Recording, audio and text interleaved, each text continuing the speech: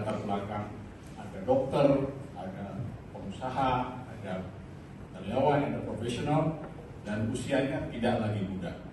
Ya, jadi, namun kami ada juga yang baru 1 tahun berlatih musik. Sehingga poinnya di sini adalah Tuhan memakai kita dari segala macam usia. Dari sejak muda, remaja, hingga sudah usia lanjut pun. Saya sendiri sudah memiliki cucu, tapi kami tetap kuat untuk boleh dipakai melayani Tuhan. Hari ini kami akan naikkan satu pujian yang kiranya boleh menginspirasi jemaat di sini. Be strong in the Lord. Diciptakan oleh Tom Fetch. Kiranya lagu ini terus boleh mendorong kita untuk bersama-sama di usia berapapun untuk melayani Tuhan. Terpujilah Tuhan.